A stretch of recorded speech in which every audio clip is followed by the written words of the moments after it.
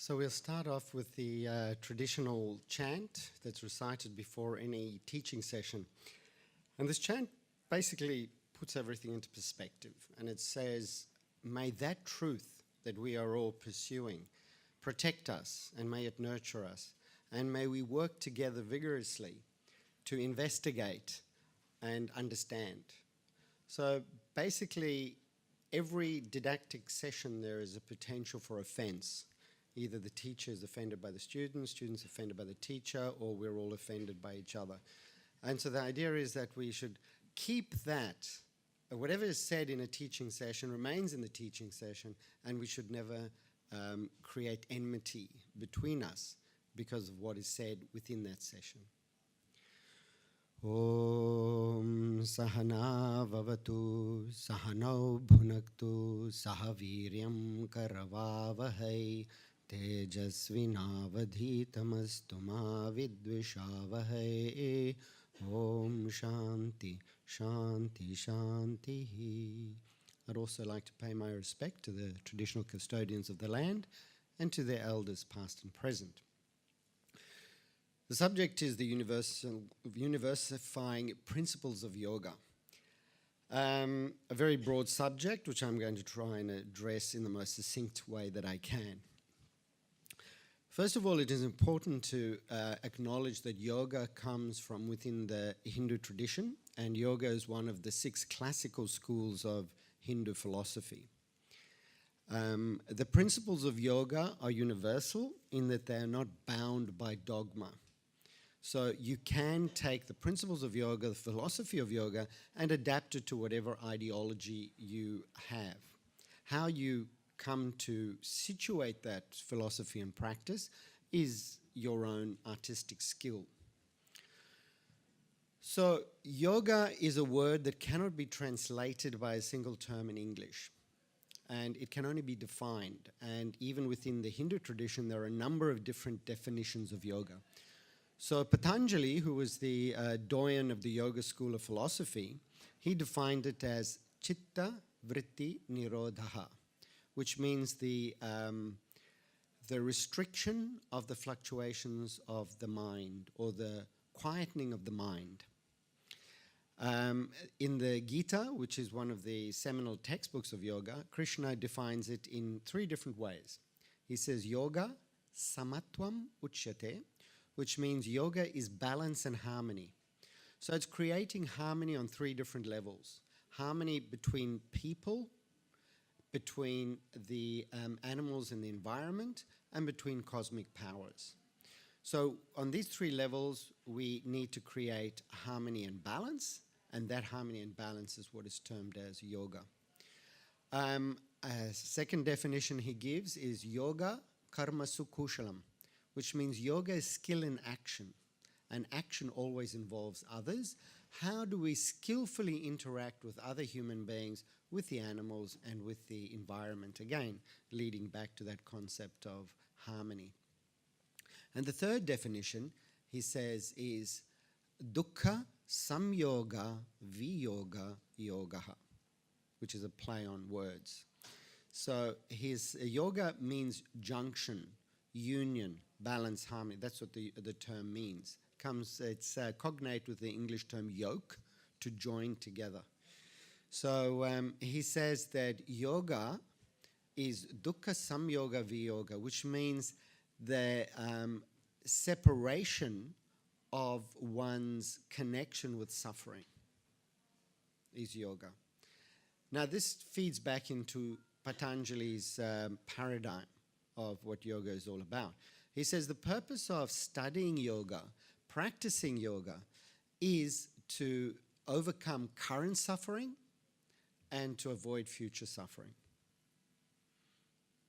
Now the Sanskrit term for suffering in this instance is a translation of dukkha. Dukkha is not properly translated by one single term. It comes from 2 Sanskrit roots, which is duh means bad, ka means space. So dukkha means being in a bad space. And there's 3 ways that we can analyze this bad space. First of all, vertically. So your hopes and expectations over here what you actually realize is down here. There's a huge gap between them. And the gap between what you experience and your expectations is the dukkha, bad space. So the higher your expectations, the more you're going to suffer, because expectations are never ever met. So if we lower our expectations to the realizable level, we're going to increase our happiness, our sukha, and we're going to decrease our unhappiness. The second way we can analyze dukkha is in terms of space. So space which is open, airy, clear, bright, clean, free of clutter would be a good space. And the opposite would be a bad space. So when you apply that metaphor to the mind, a mind that is open, that is clear of clutter and baggage, that allows free flow of thought, light, brightness, clarity, that would be considered as a happy mind, whereas the opposite would be a dukkhi, a mind full of bad space. And the third way that we analyze the concept of dukkha is an ox cart. They don't have springs, the traditional ox carts in India.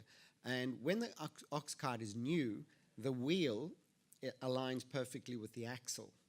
And the center of the wheel, where the axle goes in, that's called a car. So when the cart is perfectly aligned with the axle, it runs smoothly. Then gradually, as the two wear out, it becomes more and more rickety as it goes along. So the metaphor here is our ability to sync with our community, with our society, with our family, with our environment. When we are in sync and in harmony with everything that's happening around us, and in the time and space that we're situated in, that would be a positive, happy state of mind. The opposite, being out of sync, is obviously where suffering lies. Now, when comparing the Hindu-Buddhist worldview to the Abrahamic worldview, there is one thing that stands out quite clearly. The Abrahamic, meaning Jewish, Christian, and Islamic viewpoint, is theocentric, whereas the Buddhist Hindu viewpoint is anthropocentric. So it's centered around us, not around God. God is not central to this whole philosophy of yoga. In actual fact, God is very peripheral. It gets only a slight mention in Patanjali's Yoga Sutras as something that you can use for meditation. But it's not central to the whole concept of yoga philosophy. So yoga philosophy is centered around us as human beings. And so these yogis, thousands of years ago, sitting around in a cave and said, what is the most common unifying principle of all life forms? What is common to every living thing on this planet? And they came to the conclusion, the observable conclusion, that every living being is seeking two goals: to be happy and to avoid suffering. Now, when we look at our lives, given that our common goal is to find happiness, are we happy? Do we have abiding happiness in our lives? And in modern sociology, they talk about the hedonic treadmill, that we're all on this treadmill sort of trying to race towards happiness, but we're just always on the treadmill. We never reach our goal because we're always setting ourselves happiness projects. We're always setting ourselves goals. If I reach that goal, I will be happy. And when we get there, what do? We shift the goal. Oh yeah, I'm here. Now what? What's my next happiness project? So we're constantly developing these happiness projects, and none of them ever give us abiding happiness. And so we're swinging between this happiness, unhappiness, sometimes up, sometimes down. The most common drugs prescribed today are Prozac and Viagra. And we can't find it. Where is this happiness? It's just constantly elusive. So then the yogis sat around thinking again and said, okay, we've defined what is common to all of us. Now, why is it that we cannot find this happiness that we're all searching for? And they came to the answer, the conclusion, that it is our perception of ourselves, how we see ourselves. is the core problem. And this core problem is based on what we call nescience, or spiritual ignorance. Not ignorance in terms of academic learning, but rather nescience as in having insight into who we actually are. On my beginners students philosophy course, I always start off with, okay, let's everybody stand up and tell us who you are. Introduce yourself. So the first one will stand up and say, hi, I'm RAMI. And I said, well, no, sorry, that's just your name. That's just a label that you have. It's not who you are. Then you go to the next one. I'm male, female. That's your gender. That's not who you are. Third one, who are you? Tell us who you are. I'm a yogi. No, you're not. You're just, that's something you do, but that's not who you actually are. And then you get to the fourth one, and you can see they're thinking a little bit harder. They say, well, I'm a resident of Bondi. Well, no, that's just where you live. That's not who you are. And usually it takes about 5 or 6, and then they say, well, I don't know who I am. And that's the problem. So we all want to be someone, and we need to have identity.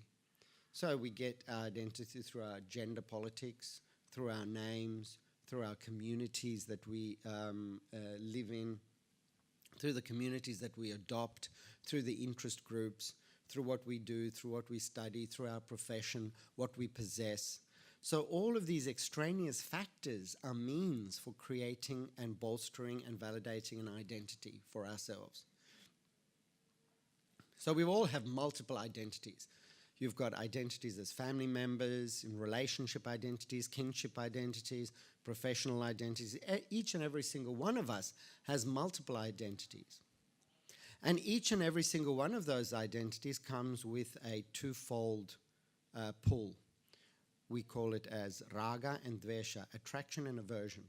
So you're attracted to anything that supports your notion of who you are in that particular instance, and you are repulsed by anything which challenges your assumed identity in various degrees. It's not black and white, obviously. There's certain degrees of attraction, certain degrees of repulsion. And this positive and negative force then swings you into a whirlpool of what we call abhinivesha in yoga terminology, which is complete immersion in your psychodrama, or your many psychodramas.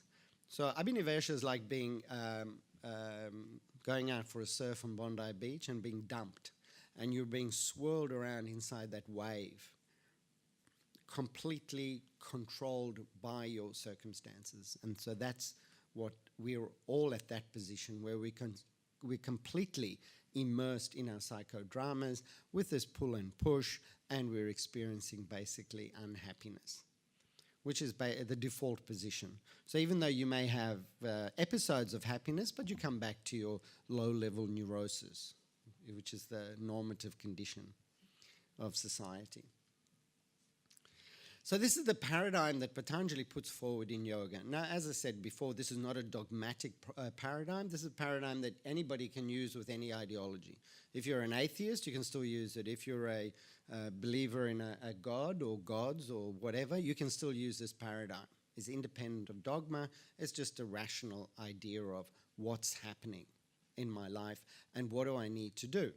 So this is the core paradigm of yoga philosophy. And then following on from this is, what do we do about it?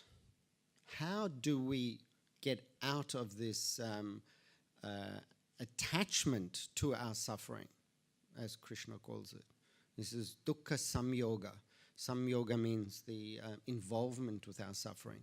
How do we break out of this mentality, this victim mentality? How do we empower ourselves to achieve happiness? And so this is what Patanjali does in his Yoga Sutras, and he's describing the problem. This is why he is called the great physician of the ocean of samsara.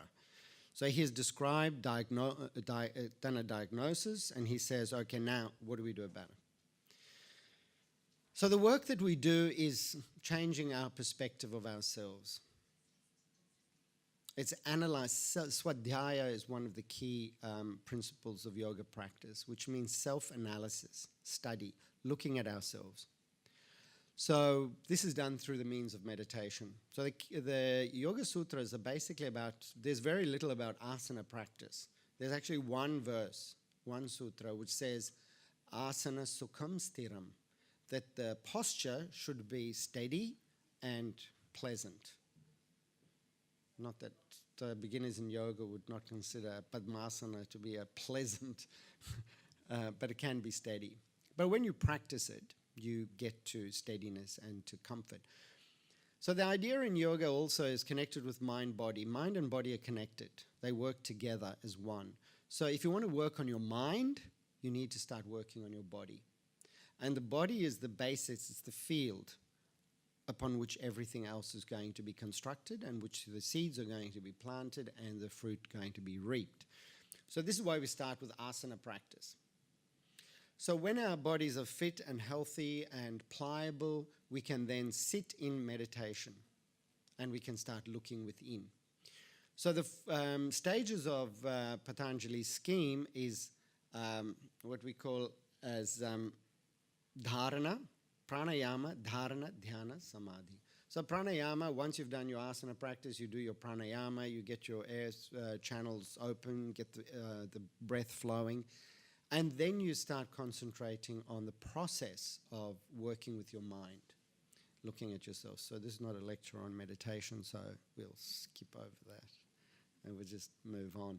So now the other very important principle of working with your mind is the psychology of yoga, which looks at the concept of samskara.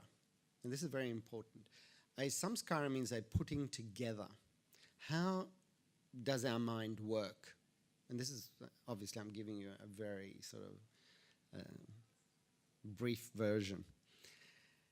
When you have an experience, there are three options: positive, negative, or neutral. Every interaction that we have with others is also positive, neutral, or negative. These are the only three options. Now, if you have a positive experience, that lays down a positive seed in your mind, and the seed is known as a samskara. So it's like in modern English, yoga terminology, they use the term as subliminal activator. So the seed of positivity is laid in your mind. And if you have a negative experience, the same thing as a negative seed. If it's a neutral experience, nothing. So if you go down to Bondi on a beautiful summer's day and you've never had Haagen-Dazs ice cream and somebody says, let's go and get some Haagen-Dazs. So what is that? It's an ice cream. Okay. You go along there and you have that ice cream. Wow. Now that experience is associated with a number of factors. It's the beautiful weather, it's the environment, it's the friends that you're with, it's the music that's playing on the day. All of these are associated factors with that positive experience. Now, you may have forgotten that experience, and a couple of years later, you hear a loop of music, or you meet someone that links you back to that positive or negative experience, and then that samskara comes to the surface of your mind, and then that creates desire.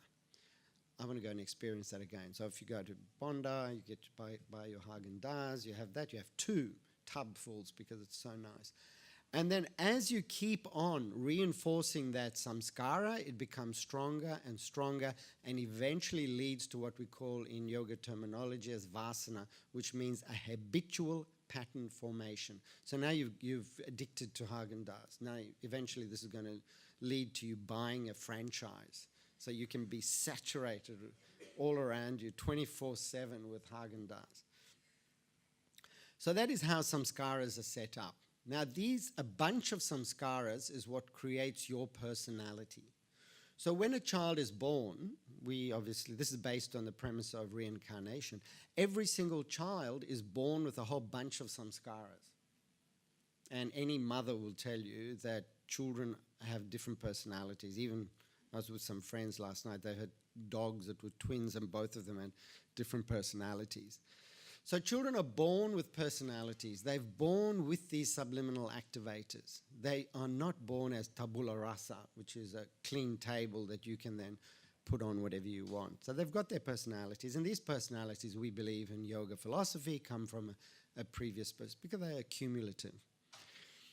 And then gradually through our life, due to various factors, these samskaras are going to come to fruition and things are going to happen to us. And this is what comes into the idea of karma. Now, in our yoga meditation, when we are looking at ourselves, all these samskaras begin coming to the surface when you look at the mind. And so you get feelings of anger, resentment, aggression, hatred, love, all of these feelings start rising to your mind. So a lot of people that start meditation experience a lot of negativity because the first thing that's going to come to the surface of your mind is your negativity. And then they give up meditation. They said, no, I can't do this. It's all this repressed stuff is coming up. But that's precisely what the purpose is to get all this repressed stuff coming up, looking at it, not trucking with it, not playing with it, not following it, just allowing these thoughts to go, and then coming back to your breath or your mantra or whatever you're using. And so gradually we're doing a rebooting of the system. We're getting rid of all these accumulated karmas and samskaras and letting them go, and gradually getting rid of all the obstacles to our achieving happiness, which is our birthright.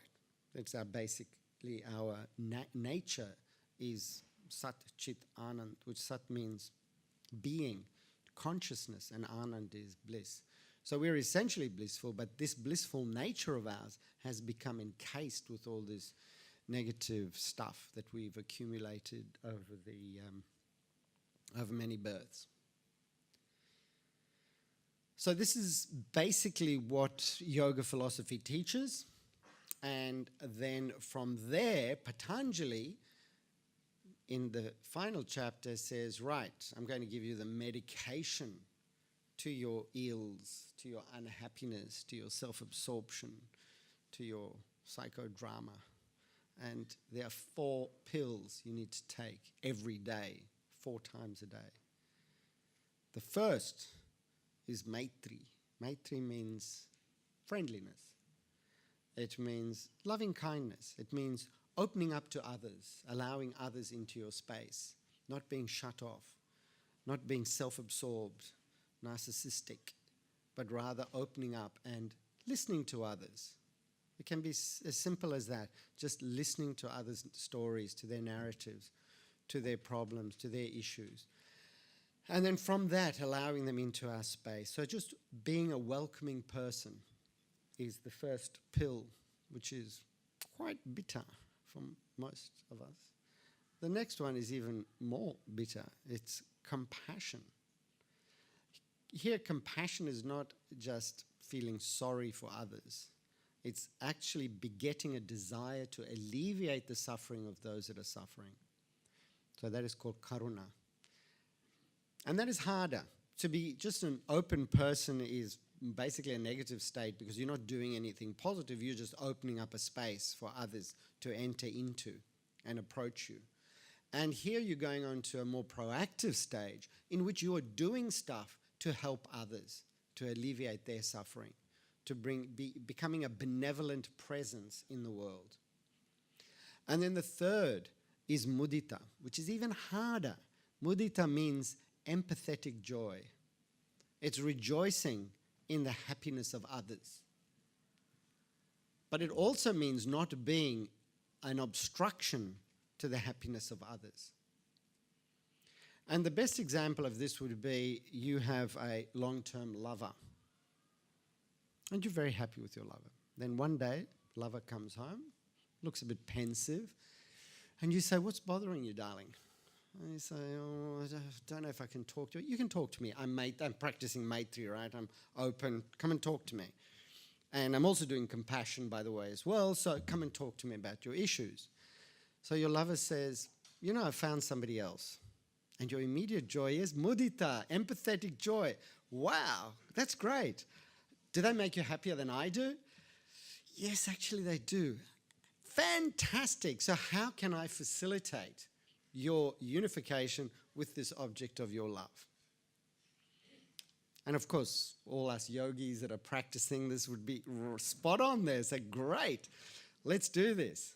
Let's have a joint dinner. Let's get together. Let's do something to facilitate this. When do I move out? So this is mudita, empathetic joy. And then the fourth is the hardest of all. It's known as upeksha. Upeksha means, again, difficult to translate. Many people translate it in different ways. It's translated as equanimity, studied indifference, non-attachment, non-grasping. But what it literally means is upa means close to, iksha means observing. So it is being in that state of mind where you're not attached to the outcome of your happiness project, but rather you're doing it because of these other reasons. I'm a benevolent presence in the world, so I'm going to do whatever I can to help others, but I will not be attached to the outcome. And that is one of the key teachings of the Bhagavad Gita, where Krishna says, Karmanyeva adhikaraste ma paleshu kadachana.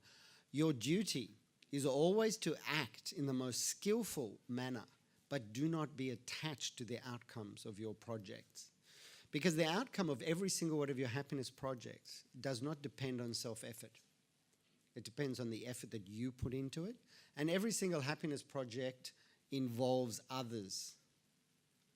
So it depends on the amount of effort and work that the other party or parties put into it. And then it is also dependent upon circumstances. And then it is also dependent upon your individual and joint karma. But the only factor of that complex that you can control and manage is your own personal effort.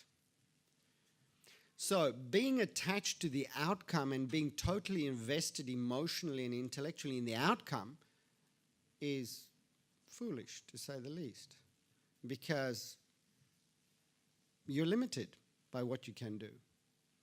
So the idea of upeksha is that I am going to do the best I can in any given circumstance. I'm going to work with my best skill and do whatever I think is right, but the outcome will be whatever it is. So I'm surrendering the outcome, but I'm focusing on the act itself, on the path, not on where it's going to lead to. And then this loops into the final thing that I want to address is the concept of dharma. Again, dharma is not a concept that you can translate by any single English word because it's a concept. The word dharma comes from dharayati iti dharma. It means that which supports, maintains. Dharma is the ethical and moral principles that unify all of us and the animal kingdom and the environment and keep us all in harmony, keep us all in ecological balance. That is what Dharma is about. So Dharma is a very broad subject, and it is a subject which is constantly under debate, and that's, as spiritual practitioners, one of our basic debates is what do we do in any ethical situation.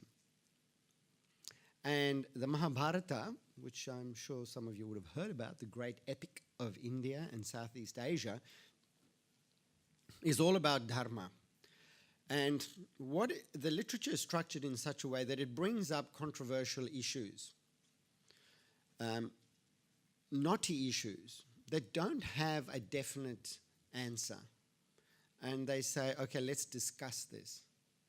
And there are a lot of things. One of the examples that I use is you're in a car going down a hill and you lose control of the brakes. And at the bottom of the road splits into a fork. In the middle of this road, there's a bunch of men working. And in the middle of this road, there's a bunch of kids playing. Now, you can either go right or you can go left. So you're going to kill the men or you're going to kill the kids. Which way are you going to go? Now, that's an example of a dharma conflict. Now, you've got to think very quickly, what are you going to do? Now, there's no right or wrong answer in that. There's only evaluation. And you've got to think, right, if I kill the men, these are the consequences of that. If I kill the kids, these are the consequences of that. So what am I prepared to live with? So this is what Dharma is all about. It's about resolving these conflicts. And so in yoga philosophy and in the Bhagavad Gita, it doesn't give you answers.